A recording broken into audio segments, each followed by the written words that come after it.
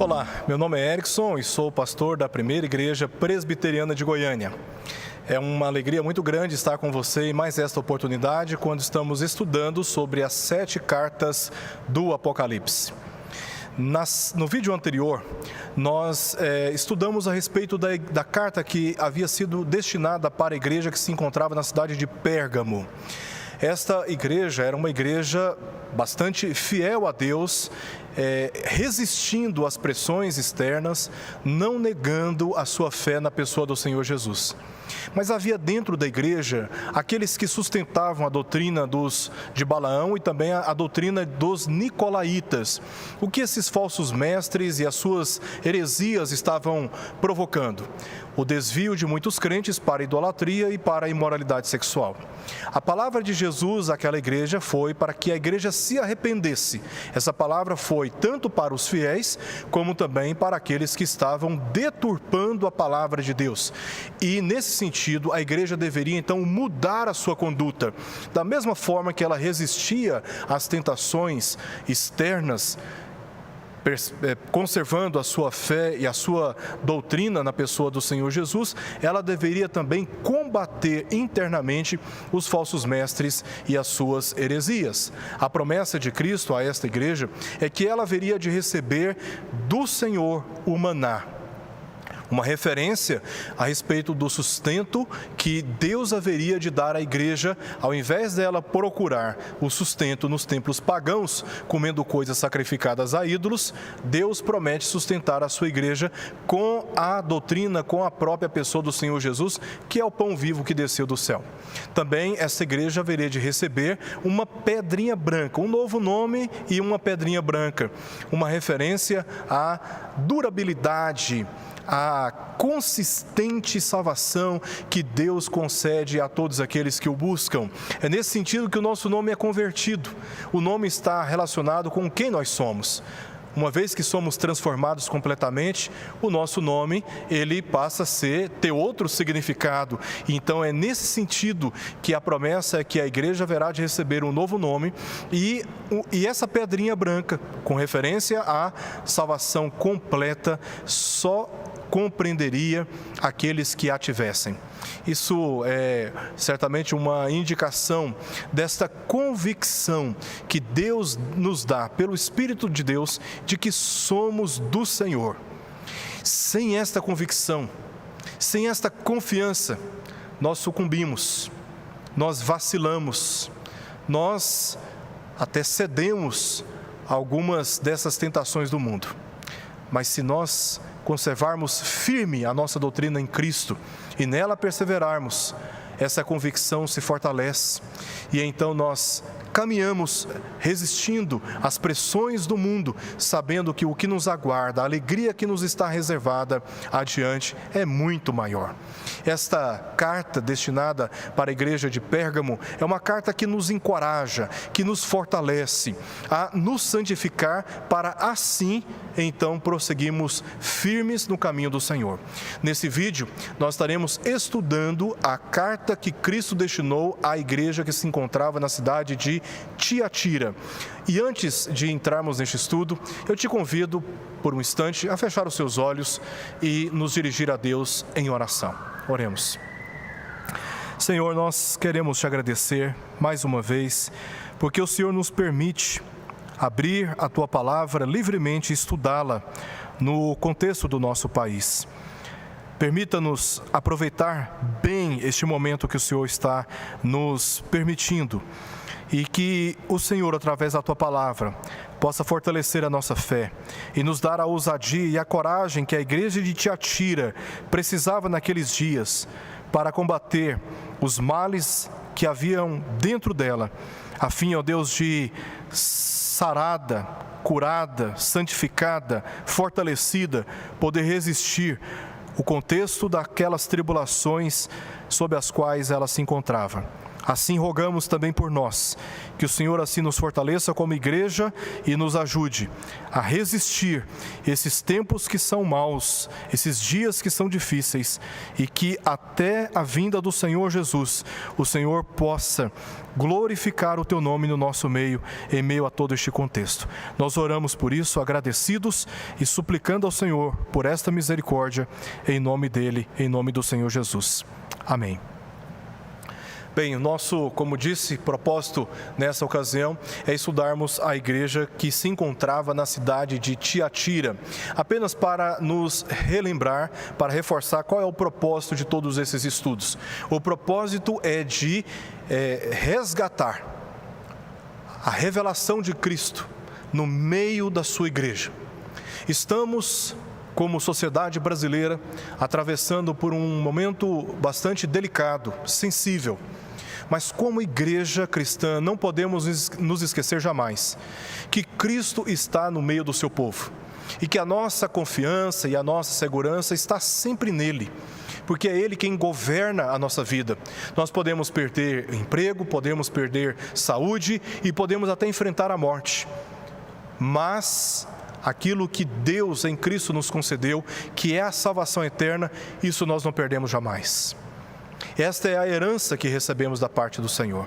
E as igrejas que se encontravam na Ásia Menor, para as quais o livro do Apocalipse foi primeiramente destinado, precisavam saber que Cristo está no meio dos candeeiros e que no meio de cada uma daquelas igrejas, problemas precisavam ser tratados para que ela pudesse brilhar a sua luz, a luz da sua salvação, a luz dos seus louvores a Deus, a luz da sua santificação, no meio das densas trevas, das tribulações, das perseguições, das censuras, das difamações, das blasfêmias, das tensões espirituais daqueles dias, assim como também nos nossos dias.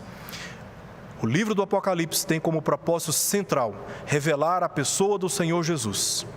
E assim como em todas as cartas que estamos vendo aqui, percebemos que Cristo está no meio também de nós, da igreja brasileira. E como cristãos que somos, confiantes na palavra do Senhor, não podemos vacilar na nossa fé. No meio de todas essas provocações circunstanciais e emocionais, precisamos manter o foco no lugar certo. O nosso foco deve estar naquele que conduz a nossa vida, o autor e consumador da nossa fé, pois Ele é quem pode nos sustentar, é Ele quem pode nos guiar, é Ele quem pode nos fortalecer, é Ele quem pode tomar as nossas mãos e nos conseguir no caminho firme, até que seja o tempo do fim. Naquele dia, todos aqueles que creem em Cristo e confiam no testemunho das Escrituras, nas suas promessas, haverão de experimentar do estado perfeito que está reservado para todos nós. Ah, meu querido irmão e minha querida irmã, esse será um dia de imensa alegria para todos nós. Para os nossos inimigos, será um dia terrível, de severos julgamentos. Mas para a igreja, será o dia de imensa alegria, o dia da nossa completa salvação. Portanto, devemos ansiar pela revelação do Senhor Jesus. E o livro do Apocalipse, desde o capítulo 1, verso 1, já começa declarando qual é o propósito, dado por Deus mesmo, revelar a pessoa do Senhor Jesus. E aqui está a nossa esperança, e essa deveria ser, portanto, a esperança daquelas igrejas e também a nossa esperança. A cidade de Tiatira, atualmente, é chamada de Akhisar. E ela se encontra ao noroeste da Turquia, uma cidade menor do que a cidade de Pérgamo, que nós estudamos no último vídeo. Aqui está o mapa, hoje, da Turquia, e está aí identificado o local onde atualmente se encontra a cidade de Akhisar, a antiga cidade de Tiatira, já um pouquinho mais ao norte, um pouco próximo da cidade de Esmirna. a igreja que nós estudamos recentemente nos vídeos anteriores. Ela foi uma das cidades dominadas pelo Império Romano na Ásia Menor e um ponto importante no sistema viário romano, entre a rota que ligava Pérgamo ao norte e Laodiceia ao sul, entre Pérgamo e também Sardes.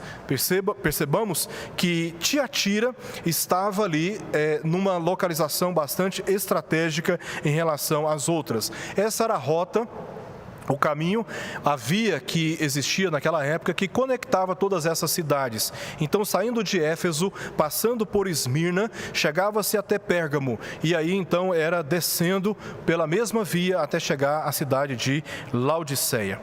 Também foi um importante centro para o comércio de lãs tingidas pela púrpura, como nós lemos no livro de Atos, no capítulo 16, versos 14 e verso 15. A cidade de Tiatira era conhecida pelo seu comércio de tintura das lãs. A tinta de púrpura, que era um roxo ou um vermelho intenso, era originada de várias espécies de moluscos, especialmente o Murex brandaris e Purpura Hyomostoma. Não sei se é bem assim que se pronuncia. E esses moluscos são localizados ainda hoje no mar Mediterrâneo, muito difícil de serem caçados. E a extração custava muito, né? Tanto pela dificuldade da caça, como também da extração desse pigmento. E por isso a púrpura era um elemento, né? um pigmento bastante caro, muito caro naqueles dias. Essas eram as cores usadas para a identificação da realeza antiga em geral, principalmente pela aristocracia romana. Os romanos usavam o pigmento da púrpura e também usavam um pigmento que era extraído de um inseto para o tingimento dos seus tecidos nobres, né? Dos tecidos finos, como nós temos aí na imagem ilustrativa. Os romanos, especialmente a corte, né? A aristocracia, tinha como vestimenta comum esses tecidos tingidos pela cor de púrpura. Por causa da indústria desse pigmento, Tiatira era conhecida por associações do comércio de cerâmicas e latões de bronze, curtidores de couro, mas principalmente pela indústria da lã tingida. Era uma cidade bastante comercial e que oferecia todos esses produtos, né? Tanto as cerâmicas, os latões de bronze, couro curtido, mas principalmente pela lã tingida. Então, para organizar o comércio, a cidade de Tiatira, ela se organizou em associações, muitas associações. Então, se vivêssemos naquela época e quiséssemos ver o nosso negócio bem encaminhado, com possibilidade de crescimento e desfrutando dos privilégios, né, das vantagens que a cidade oferecia para o comércio desses produtos, era necessário você se ingressar, se comprometer com uma das associações estabelecidas ali. Em Atos, capítulo 16, verso 14, lemos que Lídia era da cidade de Tiatira e vendedora de púrpura, nome dado também aos tecidos tingidos por ela.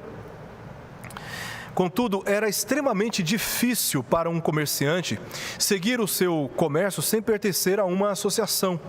No caso, por exemplo, de um cristão, integrá-las o colocava em uma situação bastante comprometedora, porque possuíam essas associações deuses patronais, e essas associações ainda promoviam festas sexualmente imorais e idólatras. Então, se você era membro de uma associação como esta, você tinha que participar das festas e você tinha que fazer acordos corruptos do ponto de vista da fé cristã. Então era muito difícil para um cristão naquela cidade sobreviver no meio de todo esse sistema comercial corrompido, tanto do ponto de vista financeiro, político, mas também religioso. Lucas acrescentou: em Atos capítulo 16, verso 14, certa mulher chamada Lídia, da cidade de Tiatira, vendedora de púrpura, era temente a Deus, certamente porque não comungava da idolatria e da imoralidade daquelas organizações. Para um cristão, portanto, o contexto era complexo. Se não se associava a uma organização como aquelas, com suas práticas religiosas e também morais, seus negócios não tinham chances de prosperar e ainda sofriam a depreciação social por se dedicarem a um negócio informal. Você imagina, você está ali com seu comércio informal, porque você não quer fazer parte de uma associação como esta, e sofrendo as perseguições, porque o comércio informal, ele concorre com um comércio formal, né? Os impostos e os compromissos são outros. Então, quem trabalhava no comércio informal, ele, do ponto de vista comercial, tributário, ele tinha já as tensões naturais desse tipo de prática, né? dessa experiência comercial. E os cristãos ficavam nessa, né? Vendo os meus produtos no âmbito informal, como um comerciante informal, ou eu me associo com uma organização dessa e participo de todas as coisas que elas exigem. Então, o cristão ficava nessa tensão, nesse verdadeiro dilema, né? Se ele quisesse que o seu negócio prosperasse e ele pudesse ter sustento digno, ele tinha que comprometer a sua fé. Um dilema que ainda sofremos em várias esferas da nossa vida pessoal hoje. Essa era a tensão que os cristãos na cidade de Tiatira estavam sofrendo. Aqui é a crise entre a necessidade e a lealdade.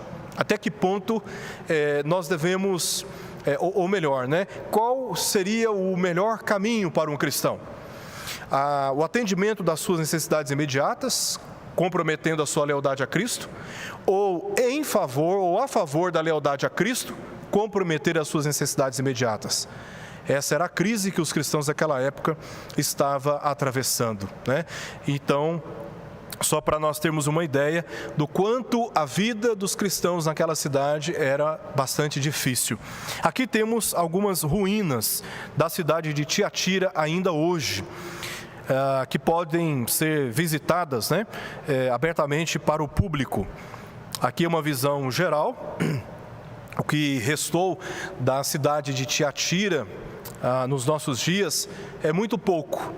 Aí você tem no centro, né, um espaço aberto onde nós temos as ruínas da cidade de Tiatira. As ruínas são poucas, né? Os indicativos da existência desta cidade. Ela foi tomada pela construção civil e hoje é realmente pouco que nós podemos ter de indicativo histórico arqueológico dessa cidade, da antiga cidade de Tiatira nos dias do apóstolo João. Vamos ler agora o texto da palavra de Deus em Apocalipse capítulo 2, versos 18 ao verso 29, onde encontramos aqui a palavra de Cristo para aquela igreja. Essa palavra ecoa, como já dissemos nos vídeos anteriores, pelo Espírito Santo a todas as igrejas de todos os tempos, e isso inclui a nossa igreja na atualidade. Apocalipse 2, verso 18 ao verso 29, diz o seguinte: ao anjo da igreja em Tiatira escreve: estas coisas diz o Filho de Deus, que tem os olhos como chama de fogo e os pés semelhantes ao bronze polido. Conheço as tuas obras, o teu amor, a tua fé, o teu serviço, a tua perseverança e as tuas últimas obras, mais numerosas do que as primeiras. Tenho, porém, contra ti o tolerares que essa mulher, Jezabel, que a si mesma se declara profetisa, não somente ensine, mas ainda seduza os meus servos a praticarem a prostituição e a comerem coisas sacrificadas aos ídolos. Dê-lhe tempo para que se arrependesse. Ela, todavia, não quer arrepender-se da sua prostituição.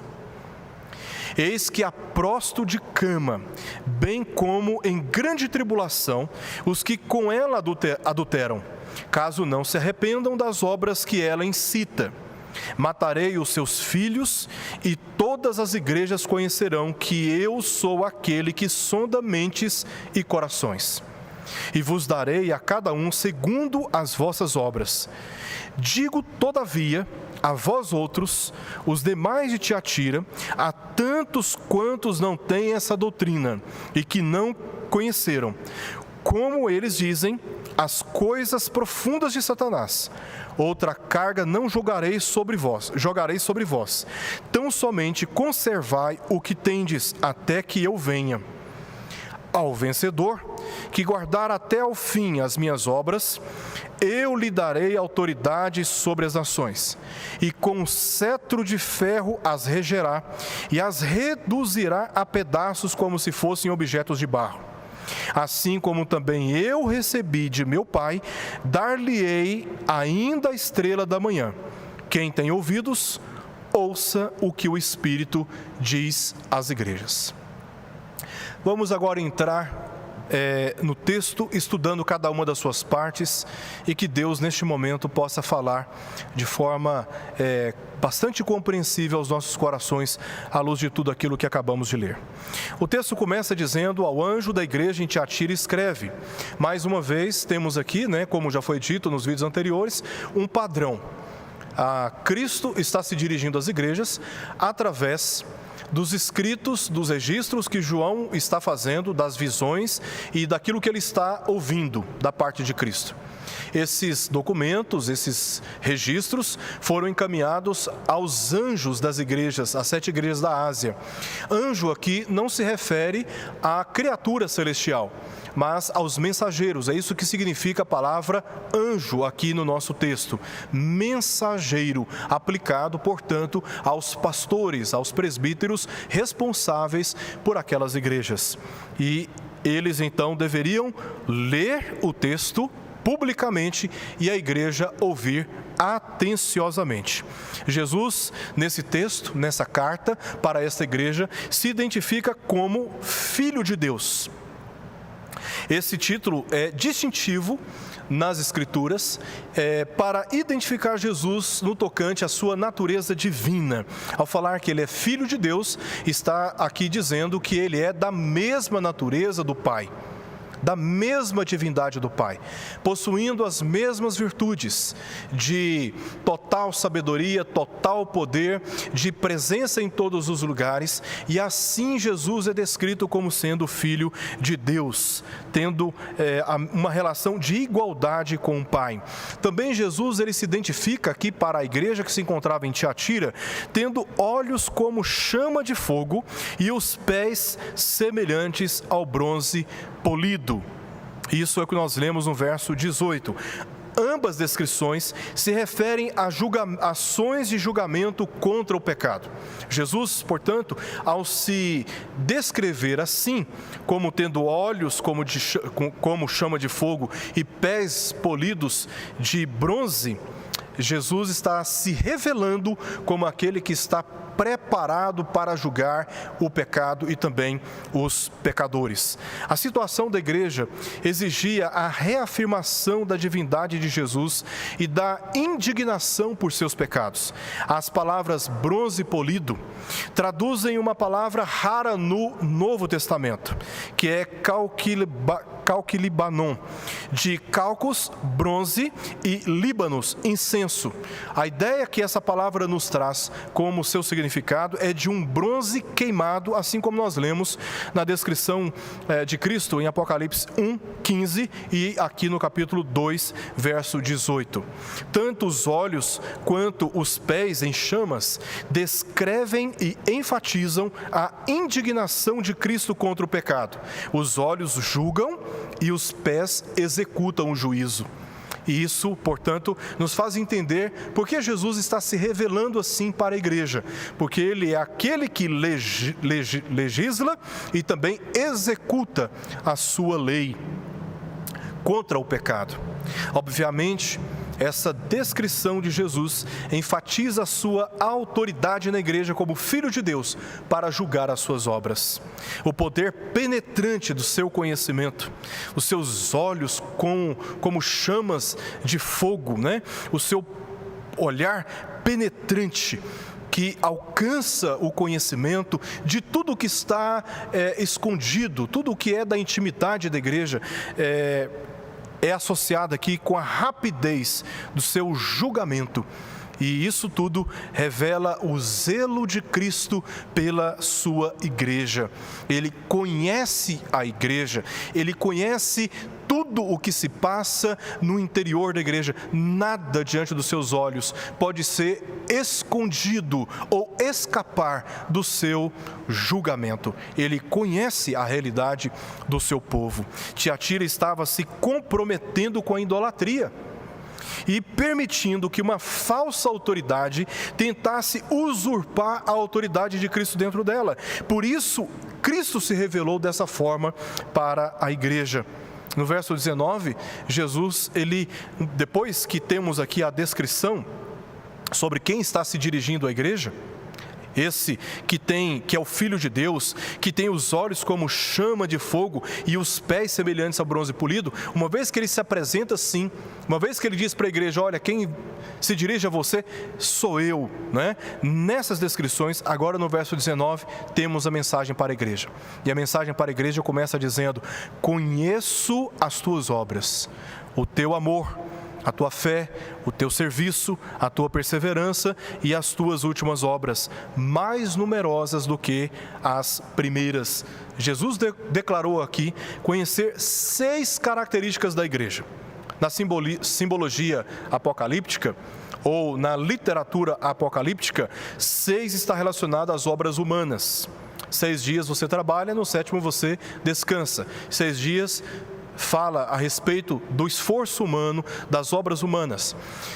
Durante todo o registro, né, em todo o livro do Apocalipse, 6 sempre está relacionado com a atividade humana, com a relação ao esforço humano e principalmente com a natureza do mal. E aqui se referem às obras humanas.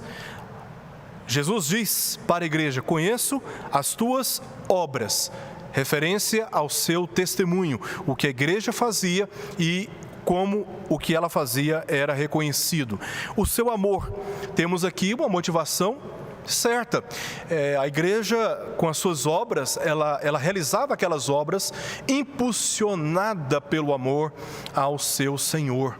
E esse amor é conhecido por Jesus. Ele reconhece que a igreja, em todas aquelas obras de testemunho, ela estava sendo movida pelo amor a Cristo.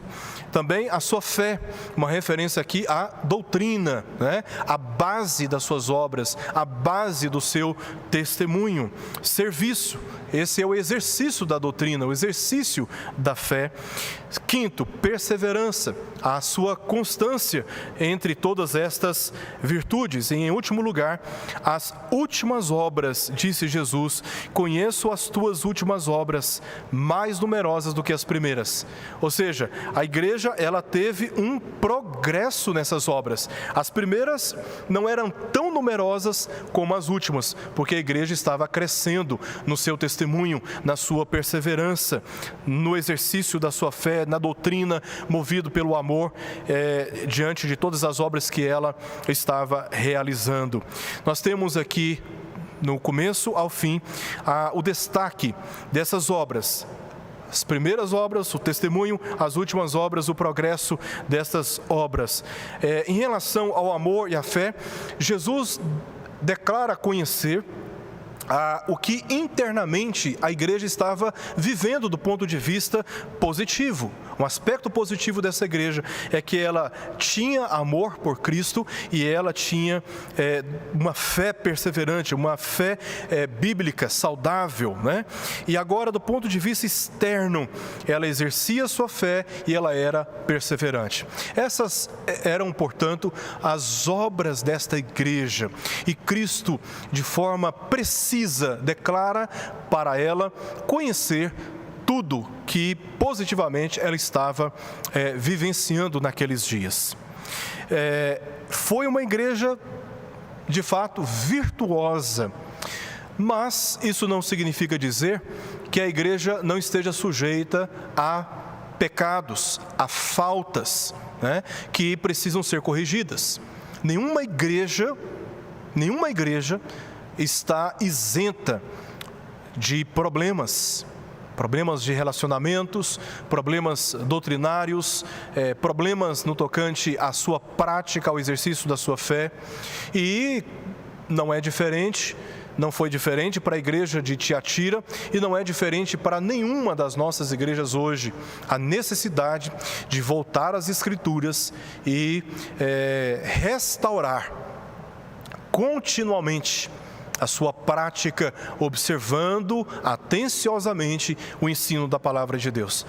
Assim foi com a igreja de Tiatira, uma igreja tão virtuosa nas suas obras e na sua fé, interna e externamente, mas ela tinha problemas que precisavam ser corrigidos. É isso que nós encontramos no verso 20. Por isso, Jesus aqui, ele revelou pecados que precisavam ser tratados. Tenho, porém, contra ti.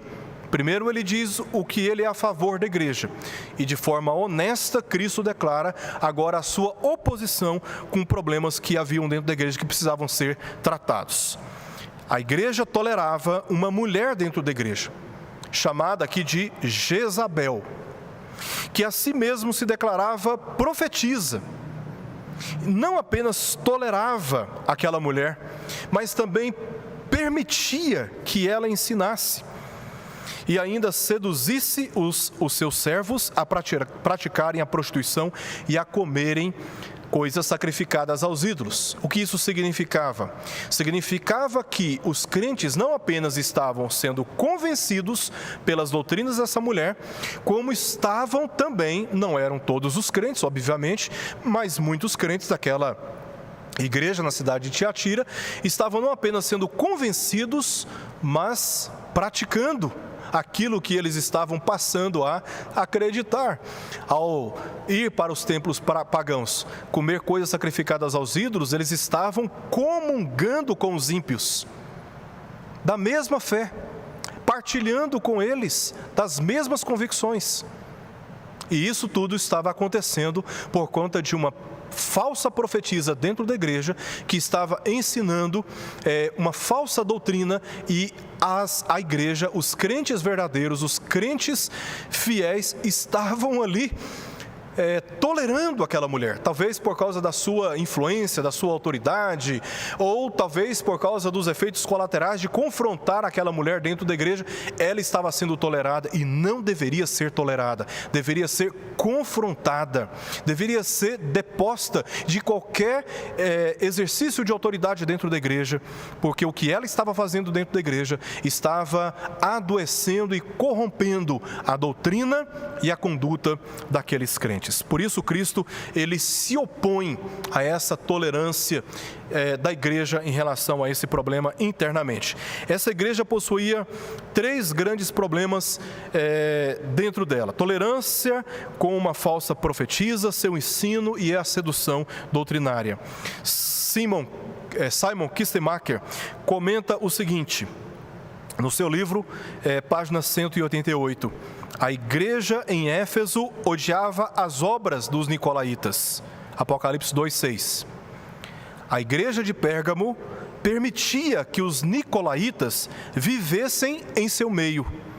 A igreja de Tiatira tolerava a doutrina enganosa. Na igreja em Tiatira havia uma falsa profetisa. Falsa porque, como diz o texto, a si mesmo se declarava.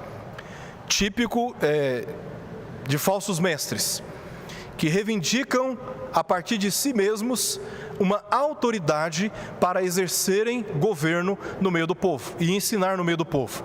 Não são submetidos a nenhum sistema de governo, não prestam contas para ninguém, examinam o texto da Bíblia e pregam aquilo que é do seu próprio entendimento, sem ser amparados por aquilo que historicamente a igreja vem pesquisando, lapidando, reformulando, examinando e num sistema conciliar, estabelecendo como doutrina bíblica. Não, eles não se submetem, saem da igreja, quando não permanece dentro dela, reivindicando outros padrões doutrinários. E a partir daí, porque o falso mestre não consegue se conter na sua promiscuidade moral, na sua corrupção relacional, na sua falsa ideologia bíblica, ele não se contém, ele, como um parasita, chega nos grupos, normalmente longe da supervisão da liderança, em grupos reservados, e começa a disseminar o seu pensamento. E para que ele possa sobreviver, normalmente falsos mestres, eles depreciam a autoridade eclesiástica. Porque é só assim que eles conseguem sobreviver dentro da igreja. Depondo, indo contra a autoridade devidamente, legitimamente, biblicamente instituída, para reivindicar no lugar delas a autoridade de estabelecer um novo direcionamento dentro da igreja. Isso é típico de comportamento de falsos mestres dentro da igreja. E esta mulher, dentro da igreja, estava reivindicando a autoridade sobre si mesma, se declarando profetisa, mas ela não era. A si mesmo se declarava, mas ela não era. E a igreja estava ali, no meio dessa igreja havia essa falsa profetisa que se comprometida com ensinos que estavam promovendo uma simpatia com o paganismo, com o mundanismo, com a falsa religião, com a corrupção da verdadeira fé, a fé bíblica. E essa mulher estava dividindo a igreja em meio àquele contexto todo. Certamente ensinava que a liberdade de cada crente lhe permitia não apenas se integrar às associações, vamos nos lembrar daquilo que já foi dito, né, na introdução, as muitas associações que havia na cidade de Tiatira, que legalizava, que regulamentava todo o comércio do bronze polido, das lãs tingidas e outras atividades comerciais. Então, se você não fazia parte da associação, você tinha que ir para o mercado informal, e no mercado informal as perseguições eram intensas e a probabilidade de prosperar não havia para ninguém.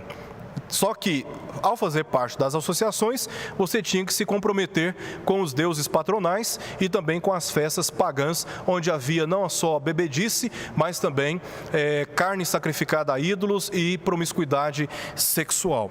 Então, certamente essa mulher, ela estava tentando convencer os crentes a não serem tão rigorosos na sua fé, a não serem tão fechados doutrinariamente, que pudessem, olhar para o mundo com outros olhos, despertando uma espécie de simpatia ou de inocência com aquilo que é nocivo para a verdadeira fé, para a vida cristã. Jezabel se refere a uma mulher no Antigo Testamento que reivindicou a autoridade profética e acabou assumindo posição de liderança por causa de seus dons incomuns de persuasão e pelo seu casamento com o rei de Israel. E Jezabel aqui é, portanto, uma referência histórica para indicar como essa mulher estava agindo, exatamente como Jezabel agiu no Antigo Testamento. Ela foi uma princesa pagã, filha de Etbaal, rei de Tiro, e Acabe, rei de Israel, a tomou por mulher. Temos aqui um rei de Judá, que se envolveu com a mulher pagã e acabou sendo corrompido também pela persuasão, pela pressão e pelos ensinamentos e as tradições desta mulher. Acabe, instigado por ela a adorar os deuses fenícios Baal e Aserá, construiu um templo, um poste ídolo em Israel, e como diz o texto em 1 Reis, capítulo 16, versos 32 ao verso 33, e no capítulo 21, verso 25. Cometeu mais abominações para irritar ao Senhor, Deus de Israel, do que todos os reis de Israel foram antes dele. E isso tudo começou quando Acabe se envolveu com esta mulher e se submeteu ao ensino dela. O que aconteceu é que ele se tornou o pior de todos os reis antes dele, provocando ao Senhor, tentando ao Senhor e estabelecendo a idolatria em Israel. Jezabel, como interpreta Paul Gardner no seu livro, em hebraico significa não há nobreza. Essa mulher desvirtuosa da sabedoria de Deus e da verdadeira religião. Sua influência foi tanta que contratou 950 falsos profetas para Israel e perseguiu os profetas do Senhor, inclusive o profeta Elias, como nós lemos em 1 Reis, capítulo 18 e capítulo 19, expandindo a sua religião nas terras de Israel e também as suas mentiras. Em Tiatira, provavelmente, a profetisa não se chamava Jezabel, mas por identificação com seus ensinos e a má influência em meio ao povo de Deus, foi assim denominada. Certamente essa mulher não se chamava literalmente Jezabel, mas era, como eu já disse, apenas uma referência histórica com aquela que existiu segundo os registros do Antigo Testamento, pois essa mulher dentro da igreja em Tiatira estava agindo como aquela antiga Jezabel. Por graça divina, como nós lemos aí no verso 21, ela teve oportunidade de arrependimento, mas preferiu desprezá-la e desafiar a autoridade de Jesus. Olha o que diz o verso 21. Dê-lhe tempo, Jesus está dizendo, dê-lhe tempo para que se arrependesse. Ela, todavia, não quer arrepender-se da sua prostituição. Como resultado, 3 juízos foram declarados aqui entre os versos 22 e o verso 24. Primeiro juízo que Jesus declara contra essa mulher, membro da igreja de Tiatira. Primeiro juízo, um juízo sobre ela. Eis que a prosto de cama. Aqui, certamente, indica uma doença ou uma lesão física grave. Como foi para a cama, como com muitos homens, foi condenada a permanecer nela irreversivelmente. O próprio Cristo, soberanamente, de acordo com o seu reto juízo e o seu caráter perfeito, santo, ele sentenciou essa mulher a ficar de cama, prostrada de cama. Ela se corrompeu na sua prostituição, na cama, e agora ela é condenada a permanecer nesse estado de corrupção permanente, prostrada de cama. Segunda condenação, punição de Cristo aqui, está declarada aí ainda no verso 22. Bem como em grande tribulação os que com ela adulteram, caso não se arrependam das obras que ela incita. Então, primeira punição sobre ela. Segunda punição declarada aqui, anunciada, prevista, sobre seus companheiros de prostituição. Trata-se de uma advertência de sofrerem grandes tormentos caso não se arrependessem. Aquele que segue falsos mestres estão perseguindo um caminho cujo resultado não é bom, porque Deus é vingador da má conduta, da prostituição, da imoralidade, da corrupção doutrinária. Deus e Cristo são vingadores do pecado. E aqueles que insistem no pecado e se negam a arrepender-se dele, estão sujeitos a severos julgamentos. Por isso, no verso 21, a exortação de Cristo foi que a mulher se arrependesse. Ela não se arrependeu e, portanto, ela está prostrada. Ela foi prostrada de cama, e a advertência é para aqueles que estavam se prostituindo com ela, seguindo os seus ensinamentos, que eles, olhando para o sofrimento e a punição daquela mulher, recuassem e reparassem as suas vidas. E uma nota importante que precisamos fazer aqui: esta palavra não foi destinada àqueles que não eram da igreja. Essa palavra foi destinada àqueles que eram da igreja, A palavra para esses homens, a palavra para qualquer membro da igreja que está seguindo falsos ensinos e se recusando a viver com fidelidade segundo a palavra do nosso Deus, são aqui, nesse momento, advertidos para que recuem, para que se arrependam dos seus pecados, se voltem à palavra de Deus, consagrem as suas vidas, abandonem a idolatria, abandonem a imoralidade sexual e confiem na obra de Jesus Cristo, pois do contrário, esses haverão de sofrer, ainda nesta vida, quem sabe se não for nessa vida, mas no futuro, grandes tormentos, caso não se arrependam. Terceira punição prevista aqui, verso 23, matarei os seus filhos e todas as igrejas conhecerão que eu sou aquele que sonda mentes e corações, e vos darei a cada um segundo as vossas obras. Então, a primeira punição declarada contra aquela mulher.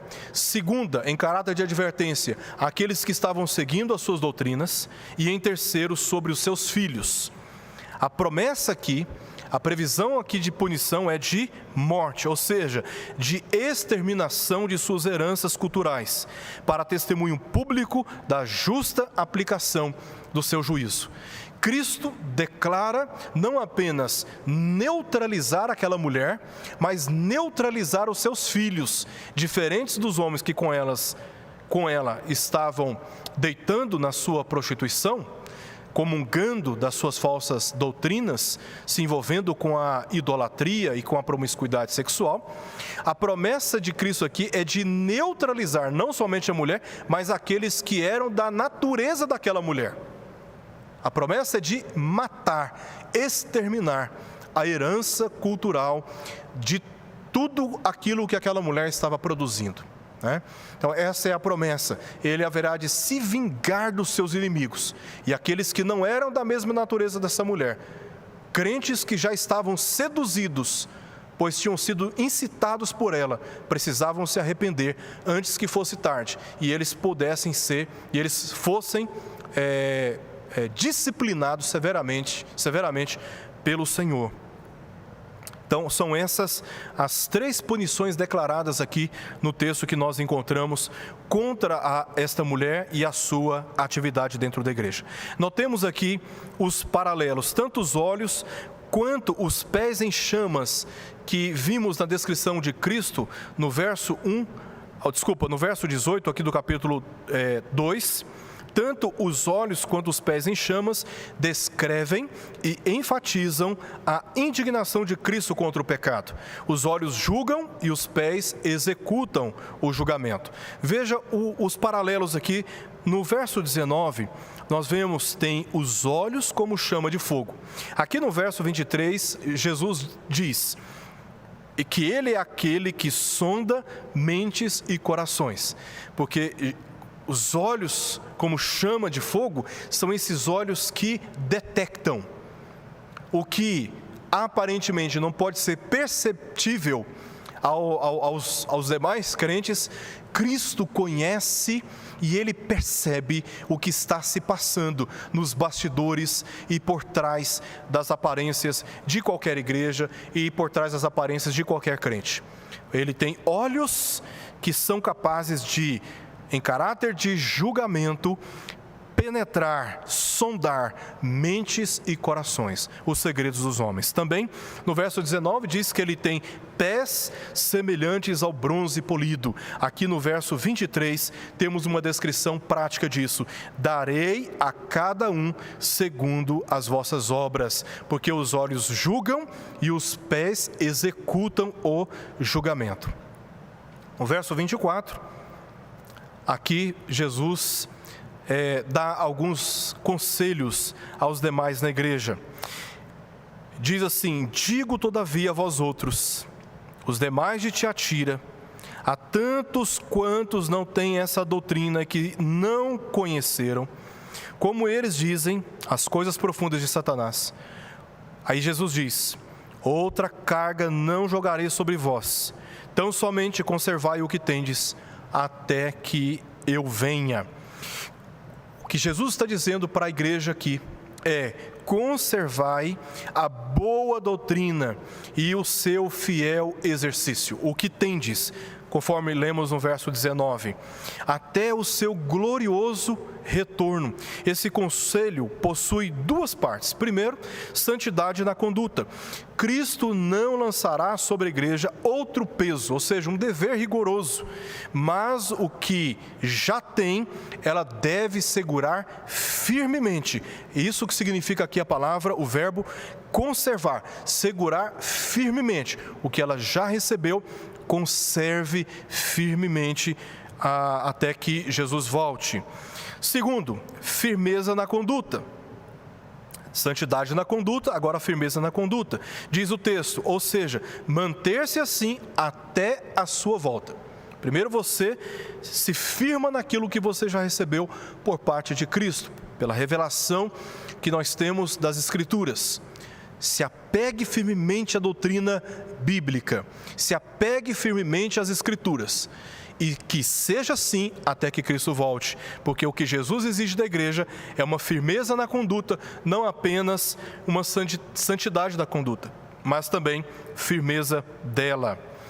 Verso 26 diz assim, como em todas as cartas, nós encontramos uma promessa em cada uma delas: ao vencedor que guardar até ao fim as minhas obras.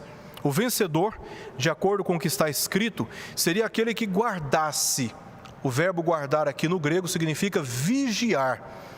Imagina você andando sobre uma corda de um prédio para o outro. Se veja nessa situação por um instante. Você anda sobre essa corda como? Olhando para os lados, olhando para cima? Não, você olha atentamente o caminho que você está andando, para não se desviar nem para a direita, nem para a esquerda, o que seria trágico.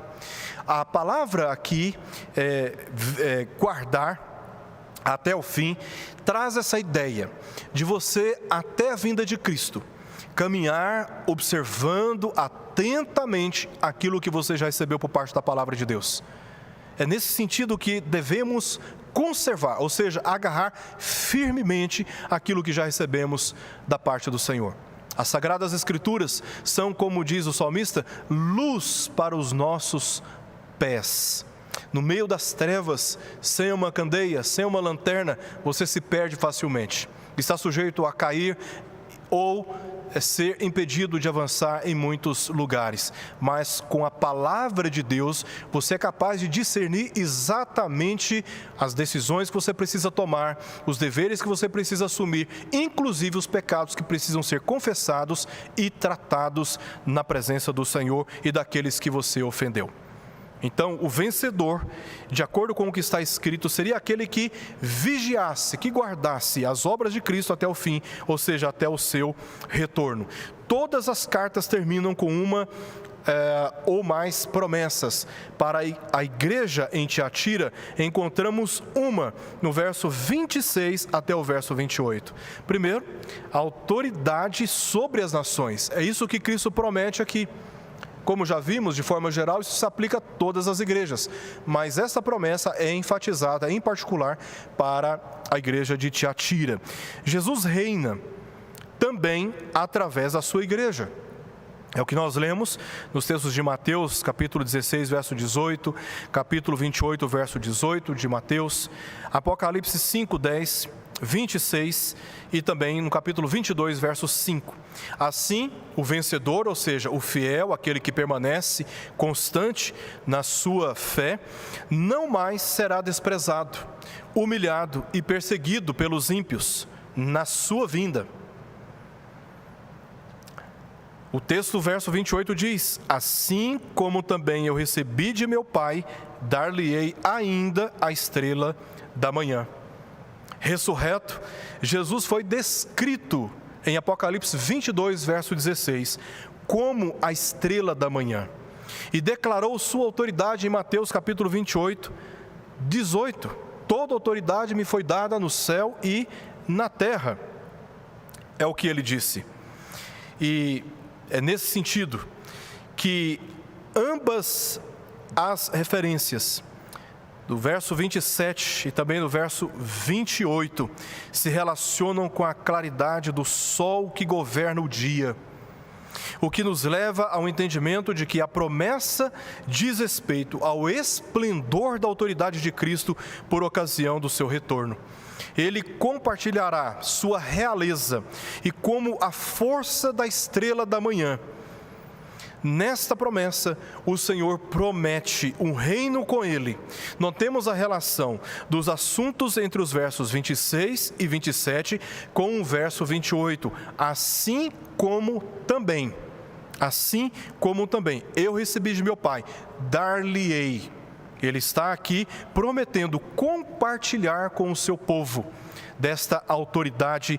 Por isso, a igreja, os vencedores, verso 27, estariam recebendo da parte de Cristo a autoridade, e o povo, os vencedores, a igreja, haveria de julgar as nações, reger as nações com um cetro de ferro, símbolo da autoridade, exatamente com Cristo.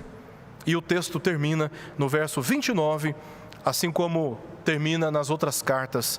A conclusão é a mesma às demais. Trata-se de um apelo às igrejas, não apenas a de Tiatira, para ouvir a voz do Espírito Santo. Quem tem ouvidos, ouça. Quem tem ouvidos, ouça o que o Espírito diz às igrejas. A diferença é que, em relação às 3 cartas anteriores, Éfeso, Esmirna e Pérgamo, esse apelo antecede a promessa. A partir dessa carta a Tiatira, ele procede dela, como nas cartas restantes, a Sardes, Filadélfia e Laodiceia. Esse é um apelo às igrejas de todas as gerações e não apenas para aquela igreja historicamente dos dias de João.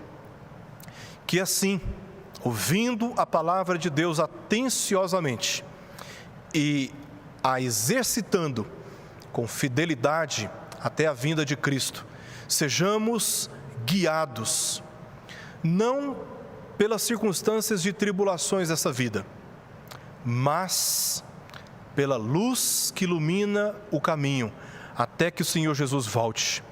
Essa é a palavra do Senhor para a minha vida e também para a sua vida.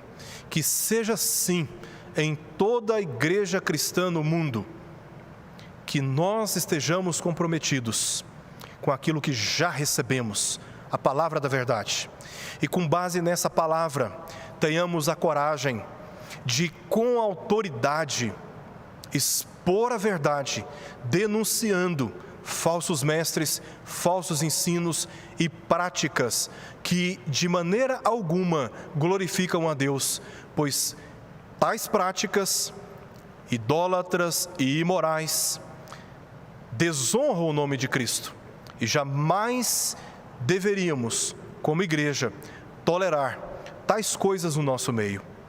E é assim que Jesus nos ensina a nos purificar, nos santificar pela palavra, para que estejamos preparados a fim de resistirmos às tensões externas. Se internamente não conseguimos resolver os nossos problemas à luz das Escrituras, dificilmente conseguiremos dar uma resposta ao mundo que nos rodeia, pressionando-nos a abandonar a nossa fé, a desonrar o nosso Senhor, para nos submetermos aos prazeres e seduções do próprio diabo. Que Deus tenha misericórdia de todos nós, nos fortaleça a fé e nos dê a alegria de vivermos no caminho do Senhor, observando atentamente as promessas que nos estão reservadas. Que Deus assim nos abençoe. Eu gostaria de, mais uma vez, orar nesse instante. Se possível, feche os seus olhos e vamos orar. Senhor, à luz da Tua palavra, te pedimos que nos fortaleça a fé e nos ajude, como igreja evangélica, igreja verdadeiramente comprometida com a Tua palavra, a não somente a observarmos, mas a aplicarmos com justiça entre nós, nos reparando pela ação do Teu Espírito, que nos fala pela Tua palavra, de todos os pecados que temos praticado. Pois sabemos que os Teus olhos são olhos como chama de fogo, capazes de sondar mentes e corações. E os Teus pés são polidos como bronze queimado, capazes de julgar, de executar juízo, nos disciplinando quando não nos arrependemos dos nossos pecados. Dá-nos o santo temor aos corações, para nos arrependermos e nos voltarmos ao Senhor, exatamente como a Tua palavra nos ensina. E que seja assim para o nosso bem, sobretudo para a glória do Teu nome. Assim oramos, em nome de Jesus. Amém. Antes de nós encerrarmos esse vídeo, quero te incentivar a visitar o site da Primeira Igreja Presbiteriana de Goiânia, www.pipg.org. Neste site você encontrará várias informações sobre a igreja, nossas programações, nossa escola dominical, recursos para edificação, pregações, dentre tantas outras oportunidades que você tem ali de encontrar um material rico para a sua fé. Quero te incentivar a visitar esse site e, se possível, se não está participando de nenhuma igreja evangélica em Goiânia, que possa nos fazer uma visita, você será muito bem acolhido entre nós. E que o Senhor abençoe a sua vida, a todos nós, em nome do Senhor. Deus te abençoe.